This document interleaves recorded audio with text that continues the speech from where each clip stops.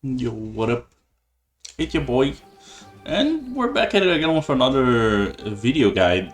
Today we're gonna be covering dismantling equipment and enhancing the equipment and binding it again. First of all, I'm gonna start with dismantling, and we're just gonna go from there, so it's easier to understand. But the first thing you need to know is that you can now dismantle every single piece of equipment, regardless of the rarity or if you have equipped it before or not. They all can be dismantled. But there is an important distinction to make here. That, for example, if I selected this necklace and it shows me these items, these are called digicodes, basically. And so in this case, digicodes for necklace, you can see that there's this type with the red orb, and then there's this type. And like, if we keep looking at different other accessory types, there are other types of the same digicode item. It's important to know that, like, since there are different types, you have multiple sources for them, and that may come up. It may matter. It may not. Since these are used for the digicodes are used for enhancing, meaning that you need to dismantle items of the same rarity or similar rarity and the same type that you're trying to enhance, basically, right? And the same goes for like bracelets and rings, earrings. They all have digicodes respectively. Now you can see that when I'm selecting one, there's like a chance, and there's the 1 and 2, and then there's the one with 3 lines of digicode. This matters because you're gonna be getting more or less items or a stronger version of the item, and there's also a chance that you get scraps, which never good, never lucky. Now I'm gonna dismantle a bunch of these, so we get a little look on how this works. And there we go, I got scrap. There we go. Okay, I got some of the tier 1 ones. So future me here to continue the explanation. Once you have the digicodes and the item you want to reinforce in hands, the thing you're gonna, the place you're gonna want to go to is right over here. There's this Ebon NPC, and he's the guy that handles enhancement and binding equipment, right?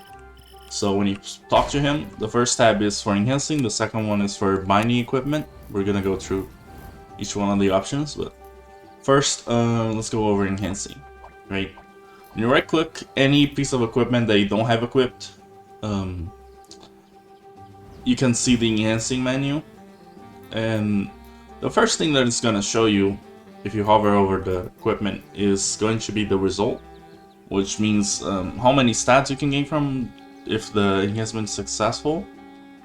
Now we've discovered that some levels have more than like a range of stats you can get, and that comes up, meaning that like some enhancements can give you more than just one stat bonus, and that's okay. Right under it, you're gonna see the overall success chance, and then there's these 3 numbers here. These are things that you should be worried about or just aware of. The number on the left right here is the chance of the equipment being destroyed, meaning it just completely disappears. You can make it go to 0 by clicking on this button if you have a hammer. So yeah, be aware of that. There's an item that makes it so your equipment can't be destroyed when enhancing. The second number is for your equipment being unable to be enhanced again. Well, of course, whenever you hit this, you can still equip and unequip your item. You just can't enhance it further, and like, that's alright. As long as you're not, you know, doing it with the equipment like the super rare purple one that you got, I wouldn't be too worried about like not enhancing it again. And the last one is the chance for level down, which uses this Dr. Agamon's hat, right?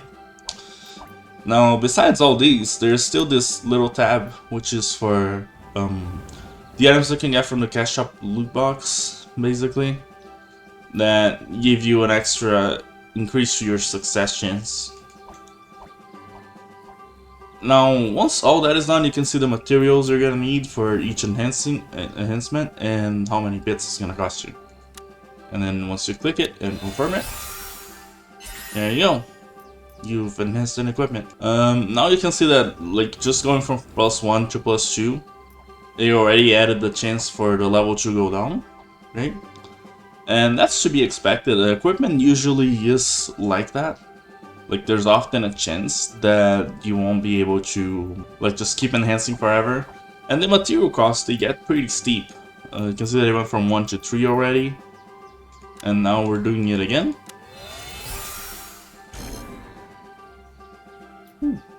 And since that was the fader window, we're just gonna try again. There we go. Now, another thing that I wanted to showcase is that as you start to go higher on your equipment, they may start asking for more than one item, and that's when this system truly starts to get, like, expensive, I guess.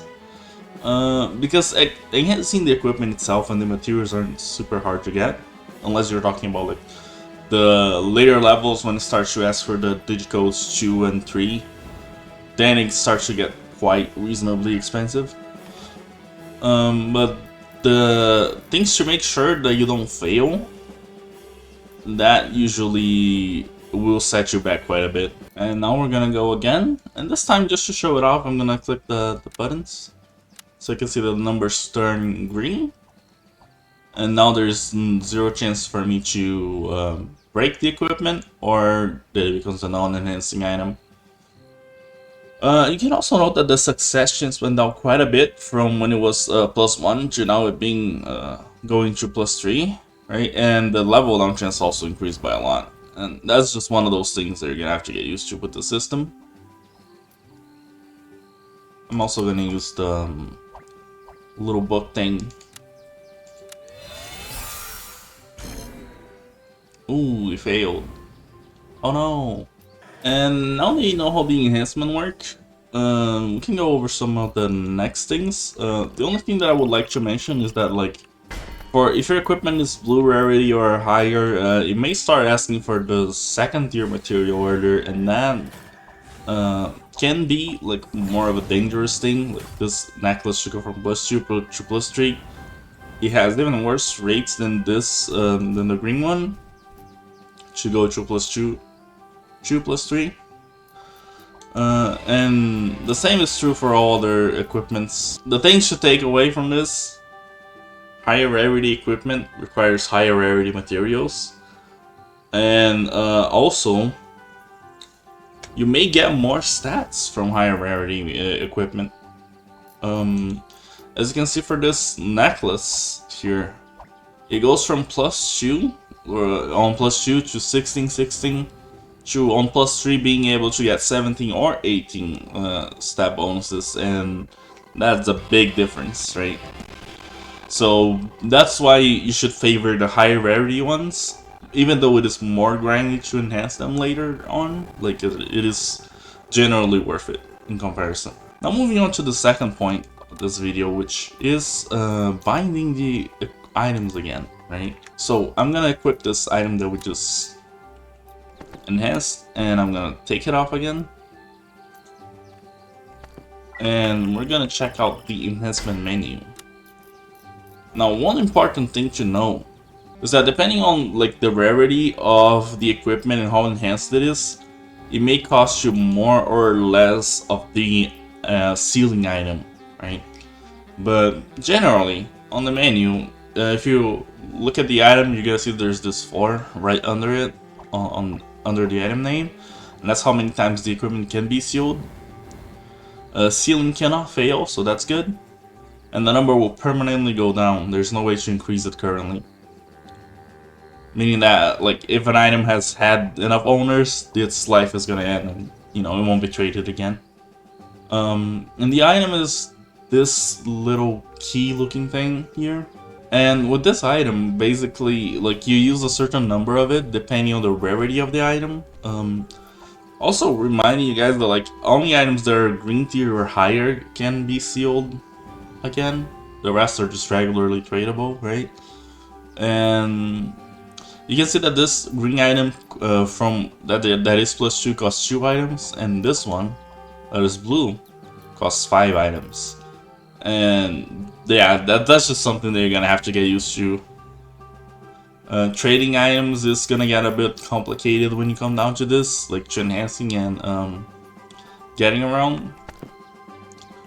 But it's generally like if you get a good enough equipment that you think about trading it with like 20 strength overall or something like that, it is probably worth it.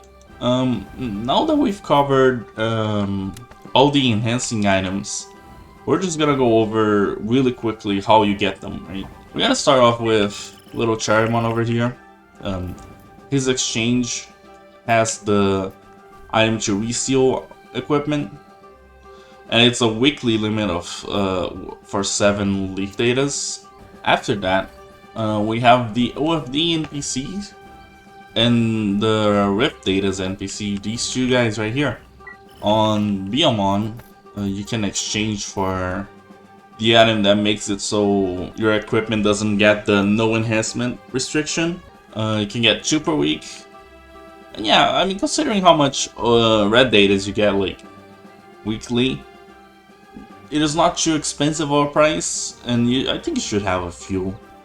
If you're like, especially if you're like really into the late game. If you're not on the late game, I'd probably not worry with it just yet, because like at this, if you're not in the late game, you're probably just better off dropping equipment anyway, rather than enhancing it.